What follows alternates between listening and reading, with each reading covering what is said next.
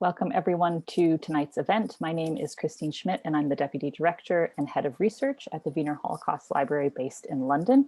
On behalf of the Holocaust and Genocide Research Partnership, I'd like to welcome you to our second event in this series inspired by our current exhibition, Death Marches, Evidence and Memory, which is now on show in London at the Wiener Holocaust Library and in Huddersfield at the Holocaust Exhibition and Learning Center at the University of Huddersfield. So if you're near to one of those locations, please feel free to come and visit. One of the aims of the partnership is to reframe current scholarship for wider public accessibility and understanding, and to engage scholars in discussions with wider audiences about their research on Holocaust and genocide. And so it's with this goal in mind that we developed a series of panel discussions that would amplify themes addressed in our current exhibition. This panel will address, broadly speaking, quote, the politics of dead bodies, a theme that is very relevant to the history of the death marches, the ways in which the evacuation routes were investigated by the Allies after the war, and how the marches are remembered and understood today. This panel will discuss how the use of forensic evidence, such as sites of mass burial and human remains, has informed research and remembrance of genocide, as well as political and ethical dealings with sites of mass atrocity. Our speakers will discuss forensic archaeology and exhumations of mass graves related to the Spanish Civil War, the Holocaust, and the Second World War, and the afterlives of related sites. And before I introduce our chair, just a few notes of housekeeping. You will be kept on mute during the entire evening, and if you have a question or a comment, please raise it in the chat at any time. We'll save some time at the end to get to as many questions as we can. We won't be unmuting participants, so please do post your comment or question in the chat anytime. We'll also be posting key terms, concepts, and other links in the chat that you might find helpful. If at any time you have a question about these, please also feel free to ask. We are using auto transcription for greater accessibility, and please note that this is automated and doesn't always reflect the speaker's words accurately. We are also recording this event in case you have to step off for any reason, and we will be making it available on YouTube at a later time, but your camera won't appear on screen. Now, without further ado, please allow me to introduce our chair, Dr. Zuzanna Dziuban. Dr. Dziuban is a cultural studies scholar at the Institute of Culture Studies and Theater History at the Austrian Academy of Sciences. She's currently working on the ERC Consolidator project, Globalized Memorial Museums, exhibiting atrocities in the era of claims for moral universals. Dr. Dziuban obtained her PhD from the Adam Mickiewicz University in Poznan, Poland in 2009. Since then, she has undertaken postdoctoral fellowships at the University of Constance, the Humboldt University House of the Wannsee Conference, and the University of Amsterdam, amongst others. So without further ado, please, I'm handing the floor over to Zuzanna. Thank you very much, Christine. I hope you can hear me well. I'm incredibly honored and happy to be here to discuss this fascinating topic and this exhibition that I unfortunately know only through the catalog because I wasn't able to visit it. But yes, without further ado, I will move on now to introduce our discussants, and I'm again incredibly happy to meet here researchers that I truly value and admire. Layla Renshaw is an associate professor of forensic science at the Kingston University in London. Her research interests include the role of archaeology and material culture in post-conflict investigations, the relationship between human remains and traumatic memory, and public perceptions of forensics. She has conducted extensive fieldwork in Spain on the exhumation of Civil War graves. She is the author of the by far classic Exhuming Loss, Memory, Materiality, and Mass Graves of the Spanish Civil War. Her current research concerns the identification of the First World War soldiers on the Western Front, examining the link between genetic testing and memory. In 2019, she was a principal investigator of the group project Citizen Forensics, Materializing the Death from Grave to Gene, in which I was lucky enough to take part. Jean-Marc Dreyfus is a professor at the University of Manchester and associate researcher at the Center of History Sciences, Po Paris. He's a scientist, a specialist on economic and diplomatic aspects of the Holocaust and post-war reparations. His research considers other genocide, Jewish history in Europe, and exhumation of corpses after mass violence. He also worked on looted art in the Holocaust and the unfinished restitution process. Jean-Marc's current research is threefold. It considers the question of looted art in the Holocaust and its legacy. He's interested in the personal narrative and micro-historical approaches to Holocaust through the testimonies of its victims. And importantly for this panel, he considers the question of the forensic turn in the Holocaust studies, the forensic turn being the studies of the treatment of human remains during and after the genocide, including their uses for commemorative purposes. He is currently writing a monograph on the French mission in search of corpses of deportees in post-war Germany, and I truly admit that I cannot wait to read it. Roma Sendyka is an associate professor and a director of the Research Center for Memory Cultures at the Jagiellonian University in Krakow, Poland. Roma teaches at the Department of Anthropology of Literature and Cultural Studies at the Faculty of Polish Studies at the same university. She's a co-founder of a curatorial collective. Roma specializes in criticism and theory, visual culture studies, and memory studies. She focuses on the relation between images, sites, and memory, and currently works on a project on non-sites or uncommemorated sites of memory in Central and Eastern Europe. She was the head of the research project Awkward Objects of Genocide, Vernacular Art on the Holocaust and Ethnographic Museums, which was developed within the Horizon 2020 project, Transmitting Contentious Cultural Heritage with the Arts from Intervention to Co-Production. She was also a leader of the project Uncommemorated Sites of Genocides and their impact on collective memory, cultural identity, ethical attitudes, and intercultural relations in contemporary Poland, the results of which, I'm lucky to tell you, will soon be published in English. So now I would like to start this discussion by acknowledging that the exhibition on death marches that this event is relating to is and could be actually considered an example of a recent phenomenon that we could call a rediscovery of dead bodies and dead body politics and Holocaust studies, and in broader engagements with political violence. And as Jean-Marc nicely framed it, before that, we had a long period of historiographic silence, especially around the early post-war exhumation and forensic investigation. And now they are increasingly becoming a subject of research. So my first question to all of you would be to reflect a little bit on the reasons for both this long silence around exhumations and their recent rediscovery in your respective fields.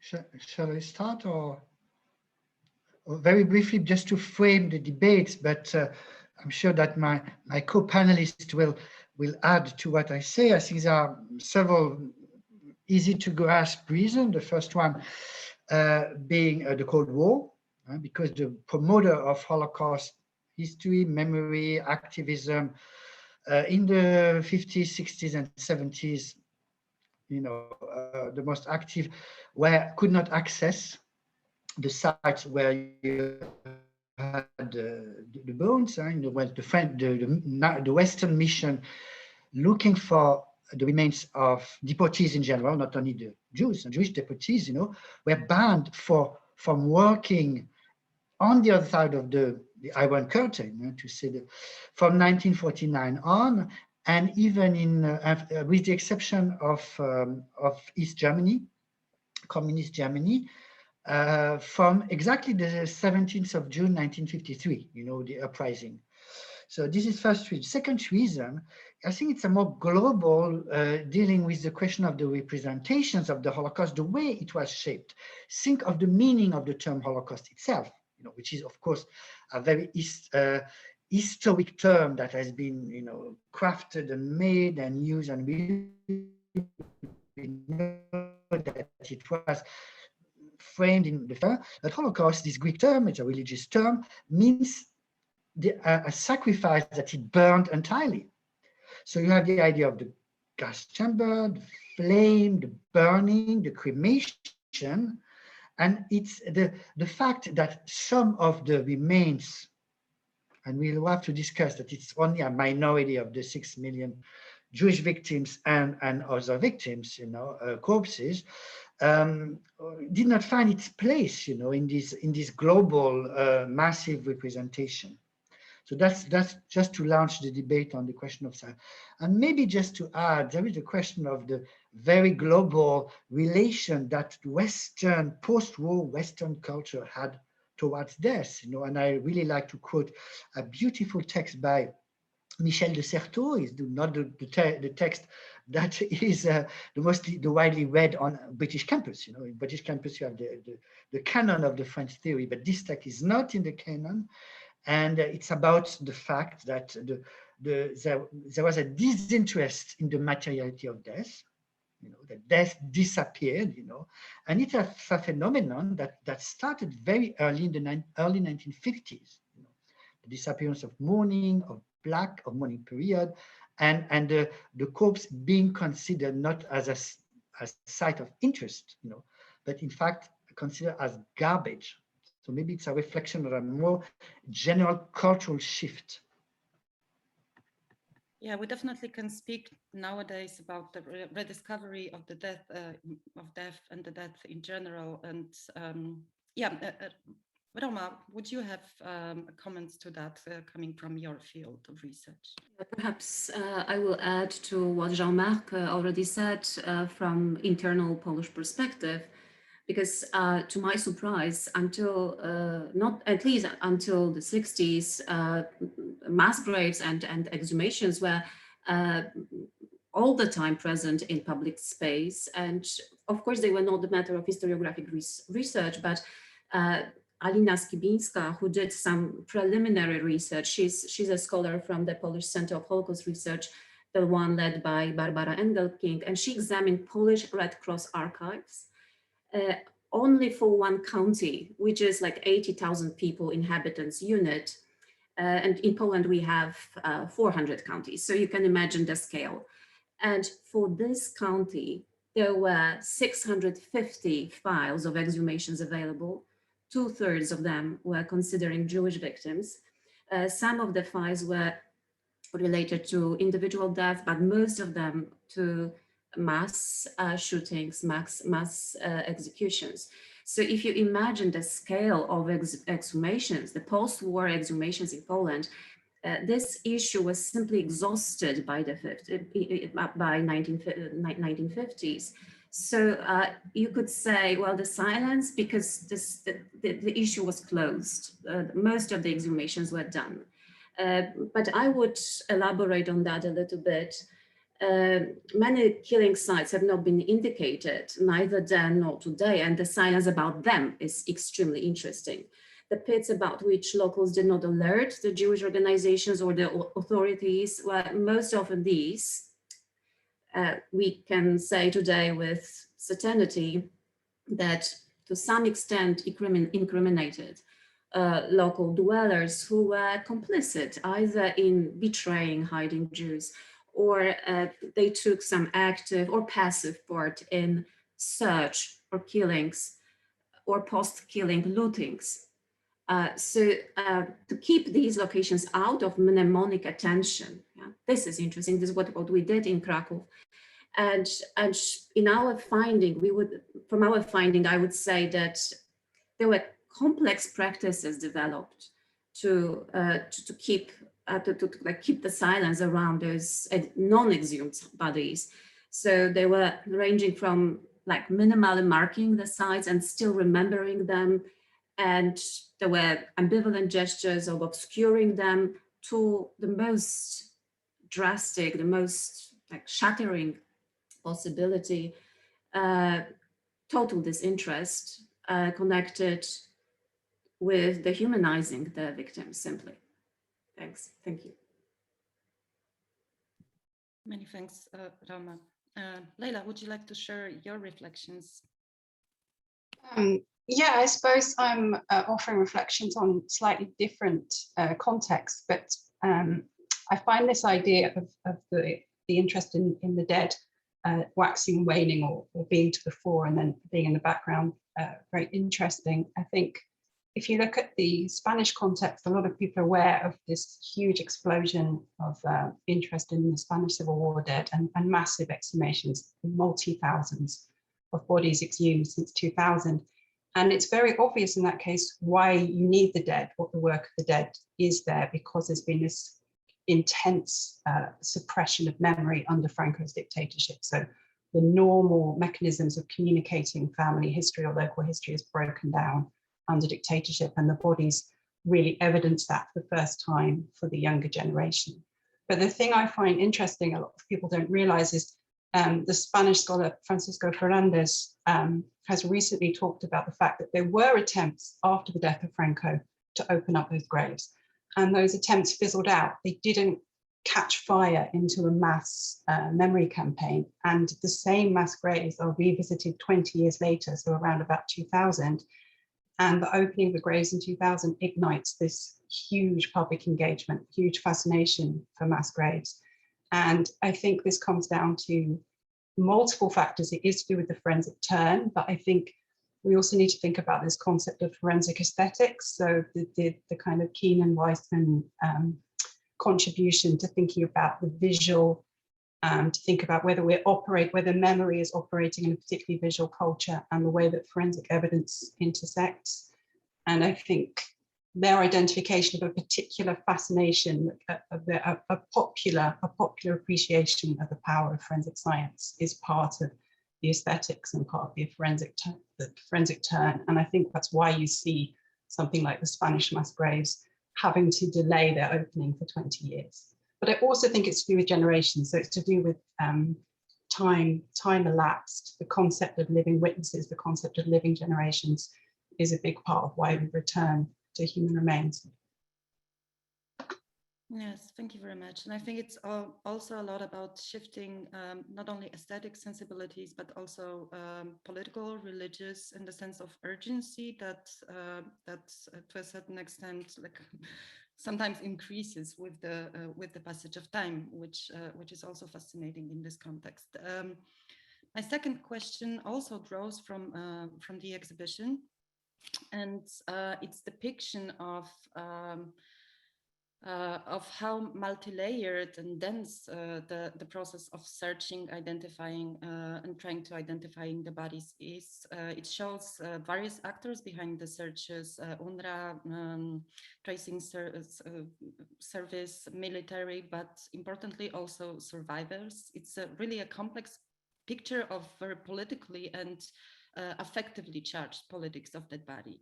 So here I would like to ask all three of you to reflect a bit on the processes and the politics behind forensic exhumations and search for bodies, because it's not always, of course, about exhuming the dead, and the tensions and junctions between survivors, families, and state-run investigations, because all those searches are actually very context dependent, and they differ in all of your respective fields of research.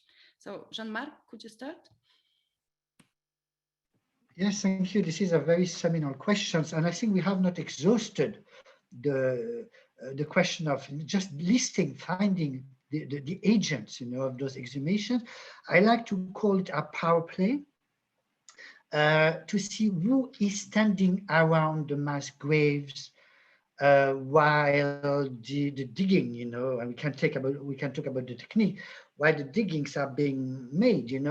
It's first fascinating to see how similar the photos are, and Francisco Fernández wrote a very, very interesting article about this question of the visuality of the exhumations themselves, and trying to identify, so who does the work, the clerics, the role of the families, Is it by day or by night? We know that a lot happened, especially in Poland, when it was made by survivors, that it happened sometimes by night, in a very discreet way, to avoid the police, the military, and the role of the forensic, that you see being staging himself as a hero, and dressed in white. I'm always fascinated by the question of gloves. What kind of gloves are being worn? Are there any gloves? It could be also a question of retribution. Massive exhumations in Germany, we know that were made forcefully by the Germans. The French, in their zone of occupation, had the suspected war criminal in the nearby camps of prisoners of war, of SS, doing the work without gloves, etc. So this is something we are studying in many situations. Don't forget the role of diplomats. It's very important also. I extensively wrote about the diplomats, the moment that the sovereignty of these liberated territories is gained again, like Germany, West Germany, which is exactly what Germany May 1955. Then you have the diplomats, dealing to get access to the terrain, because the soil is a matter in a modern state of sovereignty, the role of the clerics, and we are most interested in the rabbinic world, has been tremendously changed. And this is something that we have changed. They were sided for most of them, even though we know that many of the exhumation of the victims of the death marches in Germany were started by American chaplain rabbis. And we have interesting description. The role of the Catholic Church in Poland, of course. But for the Jewish law, I don't call it tradition, and it's really the Jewish law, the halacha, that we have to take into account. And I edited a volume in which you have the reading made by David Dutch of the rabbinical response. As you see that you had some tremendous changes in the interpretation of the halacha, first permitting the exhumations to give proper Jewish funerals, etc. That was done by the DPs. And then from the mid-50s, there was a term that Roma very nicely described, and we have to define this term. When did it happen, this exhaustion of the exhumation? Then the idea was, no, we don't do anything. We don't exhume. And then we have, for example, in Germany, first thing that the authorities do when they find remains, bones, of possible deportees, camp inmates, they will ask rabbinical authorities, for them to handle. But that's really new, and it's only in the last 20 years. So many actors, many agents, and many confrontations. Thank you, Jean-Marc. Yeah, Roma mentioned the research done by Alina Skimbińska on Red Cross archives in Poland, but there is still an extensive and under-researched archive of exhumations that happened in Poland and well led by Jewish organizations, by the so-called Mixed Commission. And this is still something that is totally under-researched. Roma, would you also like to contribute to this question? Perhaps I would add a few words about this political side of exhumations today, especially in Poland. You might know that there is a very important institution, national state-funded Institute of National Remembrance, that funded Office of Search and Identification that works from 2003. So it's 2 decades that this institute is already active, and they claim to research 250 locations in Poland and Eastern Europe, and they claim to have found 1,500 people and identified approximately 10% of them. And surprisingly, of course, you might ask, who are the dead who were identified? And you would be not surprised too much finding out that they were Polish citizens, Polish Catholic citizens. And because Jewish victims are, according to Halacha, nowadays in Poland not exhumed, one might assume that all of those victims found were Polish citizens, but also mostly Polish Catholic citizens. So what is so interesting and so actually surprising in comparison to the situation in the 50s is that everyone looks for their own dead. So to look for Jewish dead, you have to have Jewish institution, a rabbinical commission, or a foundation like the Foundation Forgotten, working in Poland with much less resources and much less agency to research and look for clandestine forgotten graves. The foundation working with commission has reported 25 sites commemorated. So in comparison to 250 is like 10%. And they have a very interesting web page where you can find stories of how the clandestine graves has been found recently. And they provide approximately 130 entries. So it's not much. And in comparison to the 50s, of course, I do not have the knowledge that Jean-Marc would share about how these exhumations were carried out. But there is a very interesting short story by one of the most prominent Jewish writers in Poland, Henryk Grynberg. His actually first short story published from 1959. And he describes works of such a group of people looking for the dead. It is beautifully termed Commando Antygona, so Antygona Commando. So it of course takes us to the very ancient roots of the rule of the need to care for the dead. And he describes in the short story how this commando works. They look for everyone. There is a moment of a very spirited speech of the leader, of one of the leader of this commando.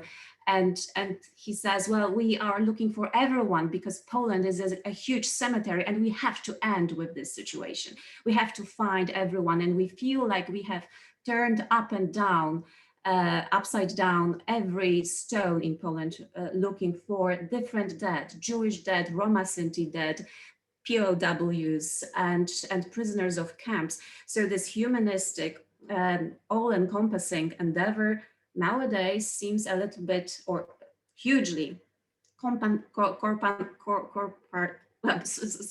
shifted, like put into some subgroups and compartments. So it's probably the surprising turns of events in a moment that we discuss actually divisions as something that caused this genocidal acts.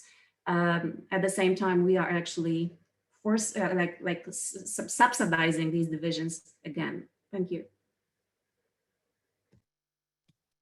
Yeah, I agree with you, Roma, that this has become an incredibly politicized field, and Poland is definitely not the sole example, but there is also something fascinating to the text that you referenced by Henryk Grynberg, the grave that they find at the end of the short story refuses to be exhumed. So the grave itself poses resistance towards the exhumation processes, which is quite fascinating because Grynberg is a Jewish survivor and fully aware of the Jewish religious laws pertaining to exhumation. So I think that this tension is there in this short story already. Layla, how does it look like in your field? I'm always very moved and fascinated by the notion that you deploy in your research, that of citizen forensics. Could you introduce this into the picture? Yeah, I think this idea of the contention that we always look for our own dead is a really interesting contention there. Because I think to a certain extent, some of the most powerful citizen forensics movements are the idea that if there's a marginalized group of dead or there's a disavowal by a state to take care of the dead, that a grassroots movement will fill that gap and even try to take on scientific expertise or recruit scientific practitioners to help them. And this concept of citizen forensics, you see it operating in different ways in lots of countries. But some of the most powerful examples, so there's a very powerful example from Mexico, which has been running for the last few years with these great big national endeavors where people commit a period of time to travel specifically to another region to help the parents or families of the missing search in that region. So they're specifically dedicating their time without direct reciprocity. And one of the most moving things in Mexico is you have parents of the disappeared from much earlier political violence, 60s, 70s periods of violence, coming to help families of the disappeared who disappeared in recent months. So you have very explicit model of solidarity. And I also think it was making me remember that when the exhumations in Spain first started, it was a very intimidating atmosphere, and they had trouble recruiting people to exhume on the graves. And they had an international youth voluntary network for young archaeologists to come out and work from different countries. And a lot of people refer to them as the new brigades, the new international brigades. So this idea that there were forensic scientists or archaeologists, and which is a very problematic term because it's a very martial or militaristic term, but the idea that there was looking for the dead as a form of political solidarity. And one of the things that I found most moving when I first joined one of these international brigades was a very high proportion of Eastern European students and young people volunteering, because they felt that their own memorial projects were on hold. And while they were on hold, they would come and work alongside the Spanish population. So I think the most powerful examples can be when people directly decide to look for someone else's dead. And that's a real engine for political change. Jean-Marc? Sorry, I just want to add that we have, I think, now to write, and we are heading towards this. We'll need another 10 years, but this genealogy of the forensic turn, you know, we're just at the beginning of realizing how big and important and fruitful it is, you know, in the many fields. But I think we have a difference, you know, really of what's happening now, you know, this forensic turn, forensic archaeology, exactly what Layla has described with this, let's say, NGO, to really be simplistic. In the post-war years, it was the state or state agents, you know, it was the military, it was the ministries, you know, and there was it was part of the re-establishment of the national state. Really, and the more I think, the more I see that, you know. You know, thanks to Roma and the meeting we had and the discussion, I've just realized a few months ago that, you know, a lot of exhumations took place in France too. Nobody has studied. So of course, it's absolutely not to the dimension of Poland. You can guess why, but still 70,000 exhumations in post-war France. And you see exactly that you have the resistance fighters, you have the religious groups, you have the families, you know, you have everybody's kind of interplaying, you know. And I mean, this is really the days after the liberation of the territory. I mean it. Another example, you know, liberation is the 2nd of August. The 3rd of August, you have people looking for corpses, you know. And then the French state, of course, Republican and centralized, will stop that and say, no, we are in charge, you know, so we'll prevent. So this is a different setting in the post-war years than what we have now, with, in fact, a lot of problem with the vocabulary, you know. Forensic archaeology, the forensic term is, we don't know how to translate into the many languages, you know. We don't have the good term. Okay, just to add that we have to be careful of the chronology and the time period. Yeah, definitely. There is a thought that I have before I move on to exactly this transformation that unfolded, not only in terms of the politics, but also technologies that are at stake, that I found the focus on citizen forensic also illuminating when projected back onto the early post-war in the Second World War, when you can actually look at the first citizen forensic, which is pretty much individualized and also orientated at your own community, with the practice that you, Jean-Marc, yourself described, the collection and transfer of ashes. Which was a very privatized and very emotional and affective undertaking at first, and then it was indeed overtaken by the state, whether was it the Israeli state or the Polish state, which then translated into forms of death diplomacy, as Grynberg calls it, where it's the museums that send urns with ashes to other memorial institutions worldwide without the consent, and this is like a diplomatic process here as well. But I would like to move on to my next question, because of course I'm sure that we could talk for hours about how the forensic turn transforms also our way of seeing what was happening in the during and after the war. But what I would like to focus on now is the fact that since the early post-war and even the 70s or the 60s, forensic sciences and techniques have developed a lot. And the practices and methods which were not available then, which would enable identification, are possible now. So I would ask you to reflect on how this affects the research on and memorialization of the Holocaust and other instances of political violence. What new approaches and also theoretical to human remains could develop thanks to these developments or transformations of forensic science. Roma, maybe you would start this time. Always first. I'm not very polite. Sorry, colleagues, but we try to be brief, which is difficult for me, as you know. I don't think that there has been changes. No.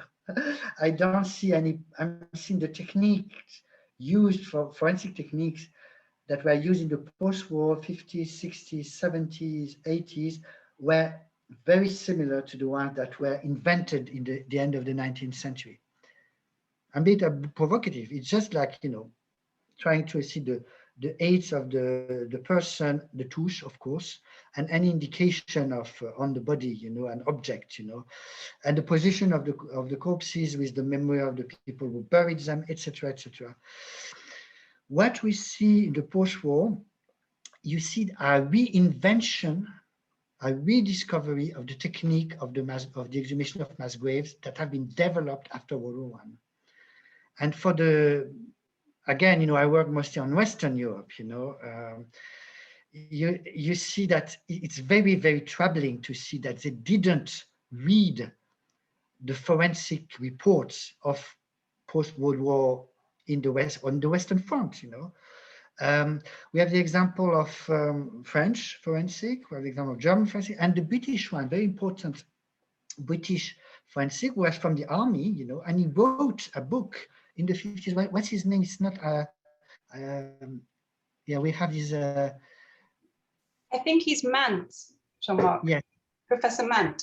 Exactly, the one. And we have similar things in France, which is reinventing, rediscovering the technique. But of course, the revolution, thing that really changed and triggered the forensic turn, is the DNA revolution. That's absolutely no doubt,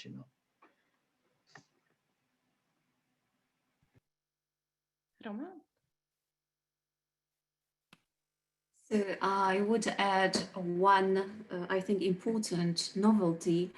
You mentioned that in the course of the 8 decades after the Second World War, Jewish standpoint, official Jewish standpoint to exhumation changed. In the beginning, the exhumations were allowed. Nowadays, the tendency is not to exhume Jewish victims. So the novelty that actually changes a lot is the non-invasive archaeology that allows us to find graves or body disposal pits that never become graves that are not supposed to be exhumed. So we can talk about objects that actually are planned or already did that. They become one with nature. So they become, emerged into nature. And this actually opens a lot of questions and about how to commemorate such sites, how to establish care for such sites, and also some political questions that I actually like a lot. However, they will sound here and today in this place in front of this, this exhibition, perhaps a little bit controversial, because if we imagine this entity, this human and non-human, human and nature entity that become out of such a grade that will never be exhumed, simply the bodies will dissolve and become part of the environment, then something new comes into the frame. I mean, environmental Holocaust studies. This new approach is being proposed from Poland by Ewa Domańska, a professor from Poznań and Stanford, a historian that also has its own school, and she and her students build up this manifesto of environmental Holocaust studies. First texts are already available, and this opens up the question of how to treat this kind of subject that is neither human and non-human, and how to approach politically, ethically to such an entity. And there is a corresponding question coming from former Yugoslavia, and I also consider it very important. And this is probably the controversial part of my current talk. I mean, a Spomenik group, the monument group from former Yugoslavia, from Belgrade, that some 10 years ago asked how to treat the surplus of bones. I mean, the part of exhumation, after exhumation, there's always, they say at least, I'm asking Layla and Jean-Marc if that's true. There is always some kind of surplus of human matter that cannot be identified and connected with certain bodies. So this is the surplus of bones. And in this manifesto, these artists ask, well, this is a new political persona. This denies any identification, political identification, religious identification. So it like completely uproots the discourses and politics that were at the core, at the very bottom of genocide and Holocaust. So they say, well, this is the political persona we need to think of, because this is perhaps the very beginning of a new approach that will take those that out of racial, national, religious discourses and divisions that fuel genocides. Thank you.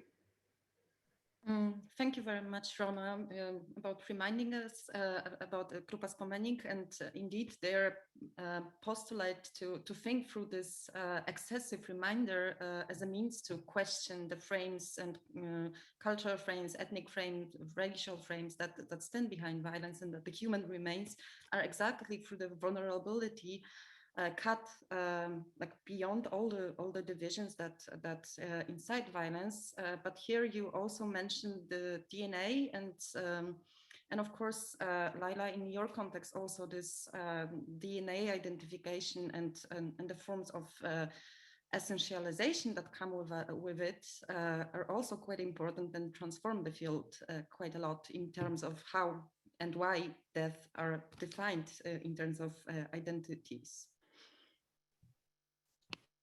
Well, there's a lot there. I think the first thing I'd say, I think Roma's point about this surplus of bone, that is something very specific to the post-Yugoslav situation, because in Yugoslavia, in the Yugoslav wars, we have a situation where the perpetrators were forensically aware. So there's this concept amongst the investigators that at a certain juncture in the war, the perpetrators are mindful of the physical evidence they're leaving behind, and you have bodies moved multiple times. So you have mass graves that are primary mass graves, then secondary, then tertiary, and it's really that process of movement and dispersal which is specifically meant to break down the integrity of a single set of human remains. That's the perpetrator's actions that are doing that.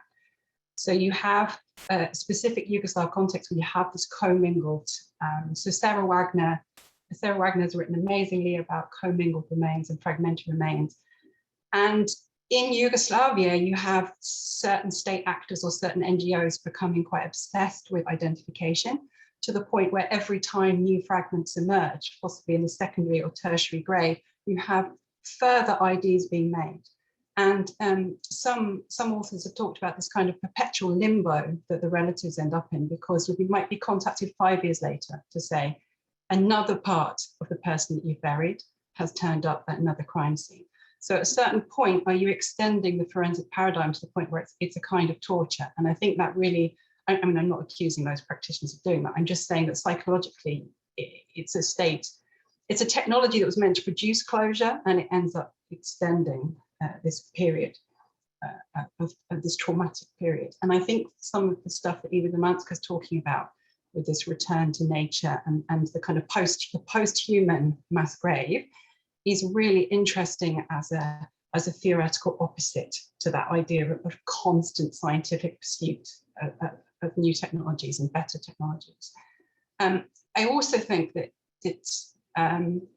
what Jean-Marc said about DNA being the revolution, something that I've become really interested in is the extent to which we might be on the cusp of a new DNA revolution, because currently, if you want to apply DNA technology to a mass grave, you have to seek out a proportion of the relatives and descendants and bring them into the process, because you need them to donate a biological sample to achieve a match with the dead. But recreational use of DNA, so genetic genealogy as a hobby or as a mass participation activity, has reached this kind of critical mass where there's huge amounts of public or commercially owned genetic data, and our technological capacity to search that data for possible matches, even matches after multiple generations or even matches of quite distant relatives, that is really speeding up. So you have the potential where you could be looking rapidly at genetic identifications of war dead or victims without properly bringing in their descendants or relatives as stakeholders. And I think that ethical dimension of what the next DNA revolution is going to be the next forensic turn. Like I think the ethics of that is very interesting to think through. Thank you very much, Layla. I would have 100 questions to all of you, but I think that this is the moment when we should be kind enough and invite also the public to pose questions. And my question would be, should I read them from the chat? Yep.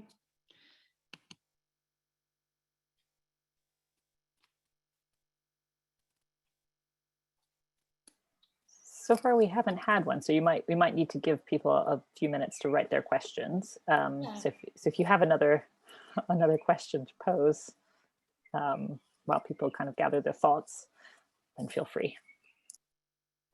Yeah. So my last question would revolve around the ethics of the forensic turn and ethical concerns that this new focus on material presence of human remains brings, not only to actual forensic research, but also to musealization and memorialization and like scholarly representations of violence. What are the new challenges that you are dealing with in your research? Jean-Marc?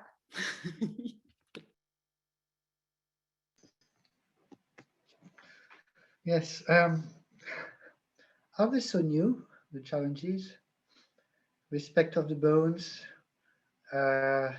talk with the community, talk with the family, negotiation of the chain of custody of the remains, maintaining the traditional religious rituals if they are requested by the families. So I'm not sure that they are so new. Sorry to be that blunt. Roma? I see like two important directions or two poles of this question, how to respond through museums, exhibitions, representations to this new consideration for the dead. And definitely there is this effort visible in museums among curators to respectfully treat human remains as subjects, as people. So to respect their rights to be seen or not to be seen. A very interesting example was done by my colleague from one of the previous projects, Tal Adler from Humboldt University, who photographed skulls, a collection of human skulls from Vienna Natural Museum. It's a collection that virtually every university has, and every natural museum has all around the world. And he asked whose forefathers are those people, and how to understand the racial profiling that was fueling this research, because this racial profiling led to genocide and to racism and to what happened in 20th century. So when he photographed these skulls in the project Dead Images, he obscured the faces so they are not recognizable, because he did not get the permission for these subjects to be presented. So this is one way of responding to the new position of the dead. Another is coming from for instance, Maria Stepanova, a Russian writer, she authored a book available in English, In Memory of Memory, from 2017. And she says, well, let the dead be forgotten. Let the dead be one with nature. Let's stop politicizing and using them for our means and needs, and let's allow them to be forgotten, to be left in peace, to be completely on their own and living their own fate. Let's decolonize their fate, their past, and leave them free. So this is also another possibility at the very different pole of the same problem. Thank you. Yeah, the things that you said actually made me realize, and it's like a trailer or teaser about research project that I'm embarking on with a colleague Rans Wiegenberg, who works on Holocaust museums in Japan.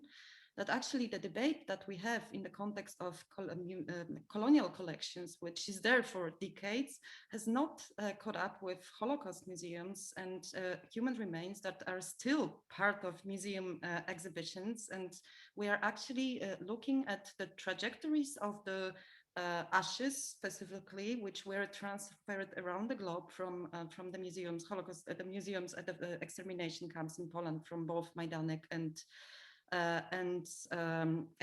Auschwitz-Birkenau to various collections in the US, in Japan, and those human remains are still at the exhibition, and it's only now the beginning of realizing that they should not be there, and they are withdrawn from the exhibitions. It was recently the case in UK or United States.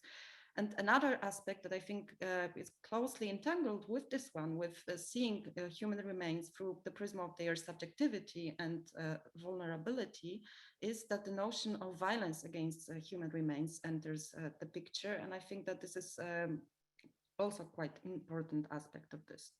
But Layla, I would really appreciate your response to this as well. I think that I would really commend everyone to follow Roma's advice there and look at the Dead Images project, because as part of that, one of the most striking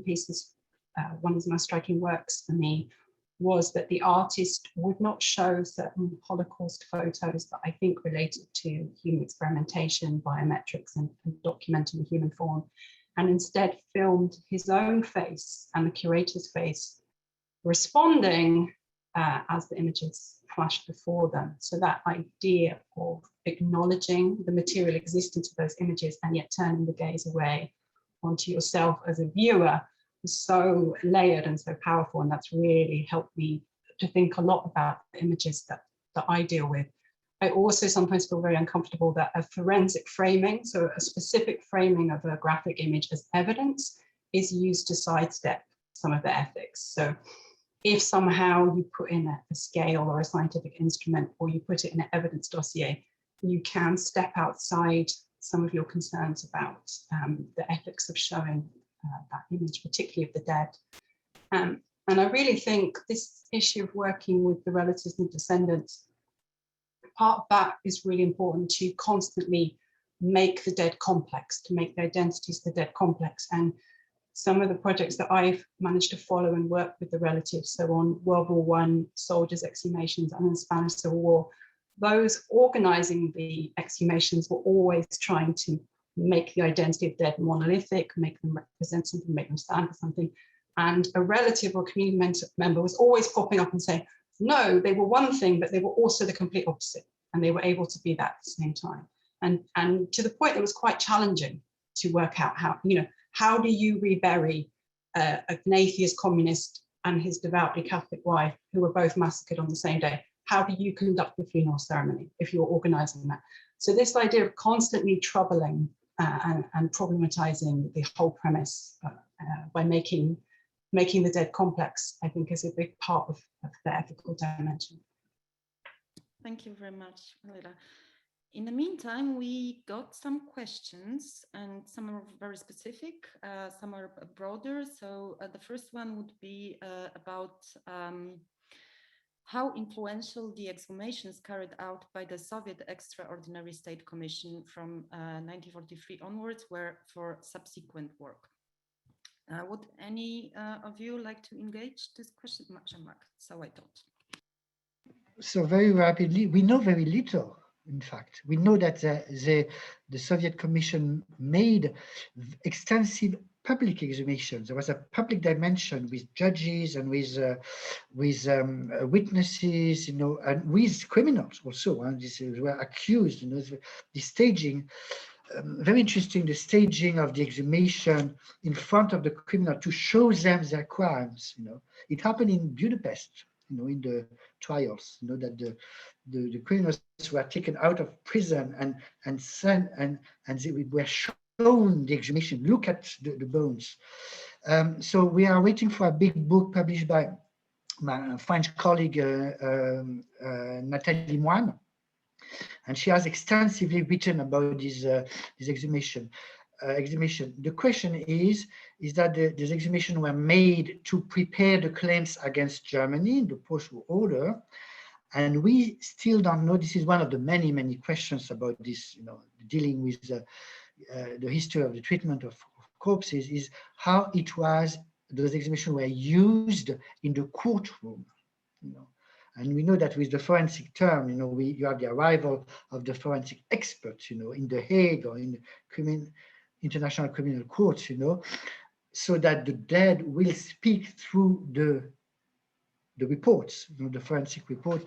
And we don't know exactly how it, or at least I don't know how it was played out in the post-war period. In Nuremberg, we have very little traces of the uses of these exhumations, but I have some example of some trials in Germany where you had so extraordinary commissions. Yeah, a lot of work to be done on many of these topics. Yeah, from the Polish context, I can only add that that the Soviet Commission was also performing exhumations in Poland, but there were also independent Polish commissions performing exhumation, which sometimes resulted and sometimes did not result in trials. Most of the time, it was a very superficial forensic work, which did not transform into exhumations, especially at the sites of mass violence, such as camps. But then there is a question that I'm not quite sure I understand. So other than Soviet Union, no exhumations so far. I think that all of us challenge this assumption, mentioning a lot of exhumations performed by the various states, and many like those that Jean-Marc analyzes aimed at repatriations. But if any one of you would like to maybe respond to this question.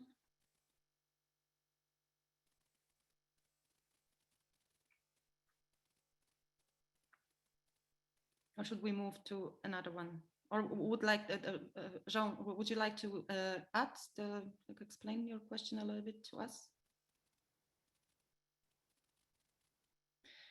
Okay, then there is a question about the interdisciplinarity of the work and the position of historian in this, again, very deeply structured by power play.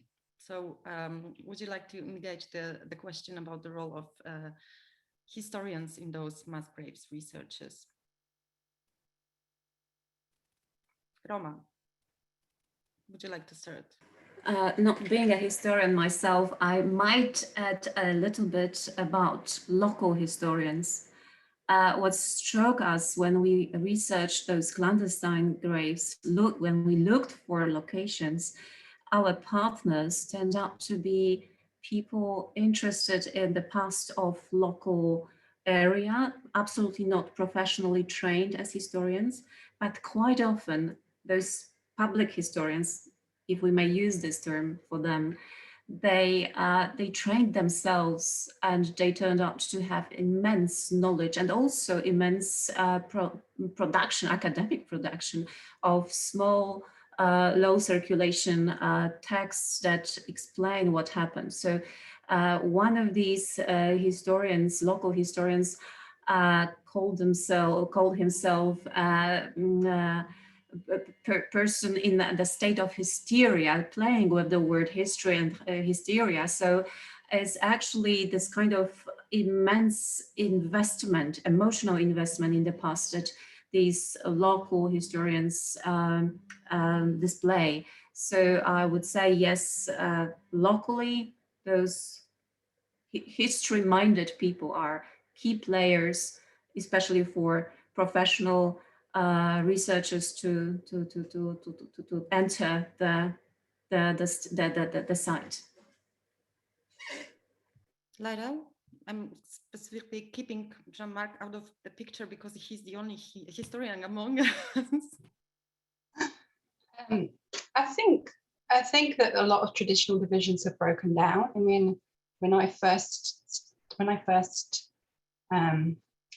I was raised amongst historians, and when I first bust out into archaeology as something I wanted to study, I don't think there was much comprehension of the idea of the material source, or material culture, material evidence. And so many of those divisions have fallen away completely, and it's so healthy, so much the better for all kinds of areas of history, not just this pursuit. And I also would say that local historians, really locally immersed historians, people with an affinity for landscape, huge knowledge of like land ownership, natural features, agricultural practices, the real nitty-gritty of place, those are the kind of people that find mass graves. And I think that, yeah, the local historian has been a revelation to me. Jean-Marc? Or should we move on to another question? No, very rapidly, I've been cited, but for good reason. My experience working with many multidisciplinary teams is that historians don't have the upper hand anymore.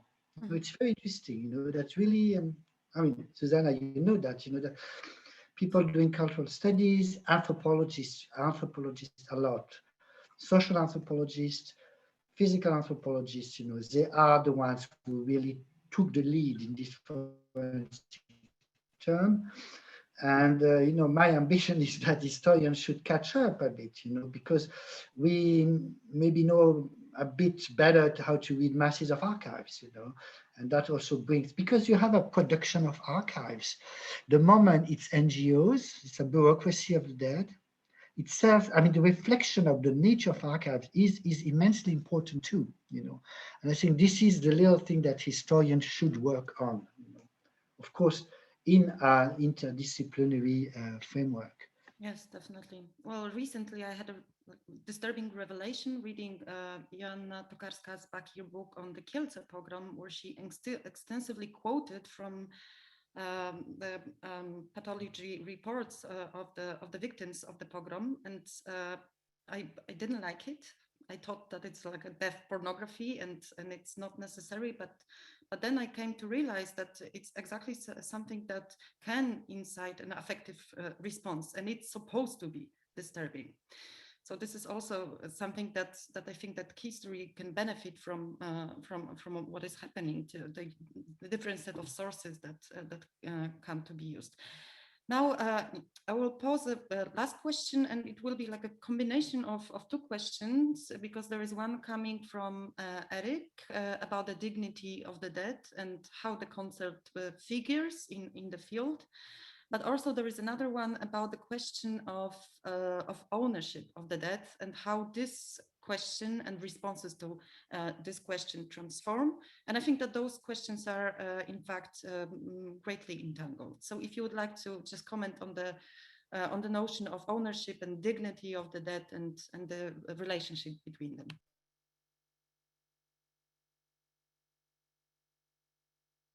Layla? Sorry, I couldn't hear you. Yeah, I think they are very related questions. I think having worked in some military contexts where the dead were actually combatant, this whole question of ownership is very vexed, because in most nation states, it's fairly straightforward that if you die during military service, the army, at least historically, will retain a huge amount of authority and control over how you will be remembered and how your mortal remains will be handled. I think for other contexts, you see an absolute disavowal of ownership. So some of the places that have suffered the worst political violence of the 20th century, you see legislation that has a time gap where heritage and archaeology can only be over 100 plus or 100 or 200 years. And the forensic, the statute of limitations on investigation of murder is incredibly tight and narrow.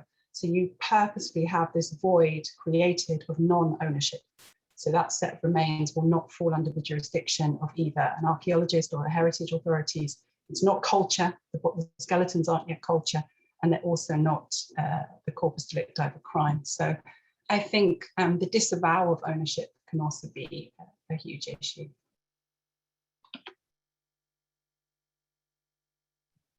Roma, would you like to contribute too?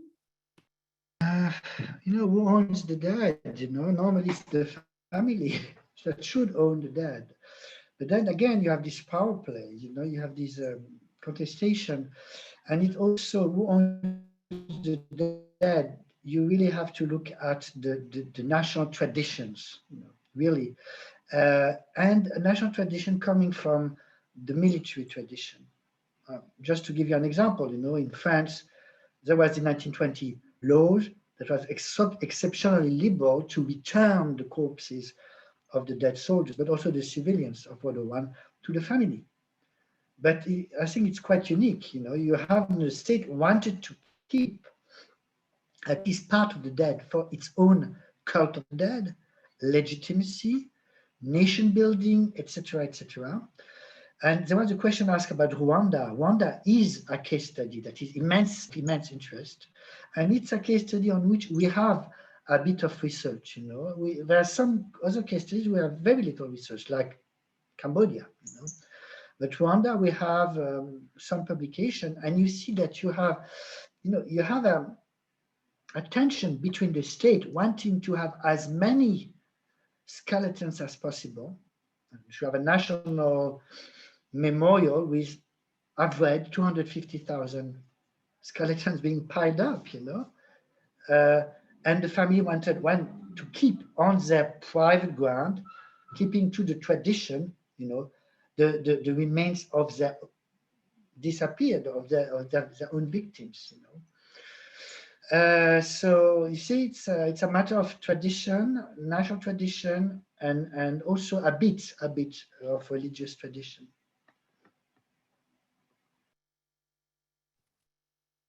Roma, would you? And maybe bring the notion of dignity a little bit more into the picture. So it's to add like last words to what had been said already. When I listened to you, I remembered the photographs that Alina Skibinska was showing during this lecture I mentioned from the Jewish Museum Poland, where she mentioned her research on post-war exhumations carried out by Red Cross. So these were these state-funded official exhumations. And I was struck by the fact that because there were so many of them, of course, you can imagine there were no specialists sent to work. There were people simply commissioned or, taken from the road when they were going to their work. So they were dressed as if they were fit for office, not for exhumations. They were lay people, not trained as archaeologists. They were simply commissioned to quickly help. And the bodies were taken to some boxes. And as you can imagine, without training, there's a big question to what extent this process was in compliance with religious, military, and state rules. So that the state of urgency, the state of exception that Holocaust, especially Holocaust created in post-Holocaust states, especially Poland and Ukraine. I'm sure that there's much to describe. There's a lot to do for researchers to simply reconstruct what was happening during those exhumations, because definitely there were many practices just for this short time, brief time, developed grassroots, so developed by those who were summoned to help. So it's a large field for anthropologists, for social studies scholars, and for historians still, and this field is still open to questions and open to research. Yeah, and I think this is the moment to close, coming back to the death marches and the fact that the exhibition to a certain extent enables a glimpse into exactly this reality of those early post-war unprecedented, sometimes informal forms of exhuming and burying the dead. Thank you very much for this discussion. Thank you, Zuzanna. It just falls to me to close the event. I'm Dan Stone and co-curator of the Death Marches exhibition with Christine Schmidt. This has been extraordinarily interesting. I could sit and listen for hours more, and concepts like the soil as sovereignty and death diplomacy and the new DNA revolution. I think all of this opens up huge new areas of research that we're just beginning to grapple with. So there's a huge amount here. For those who are interested, I recommend very highly Zuzanna's book, which contains chapters by Roma and by Layla and several of the other people that have been mentioned, like Eva Domanska. And I don't have copies to hand, but the 3 volumes on human remains that Jean-Marc edited with Elizabeth Anstedt can be found on open access on the Manchester University Press website, and I also recommend those very highly as well. 4, I think I have to download another one. On behalf of the Holocaust and Genocide Research Partnership, I'd like to thank our speakers and chair for really a wonderful event, and thank you everybody for attending. So good night.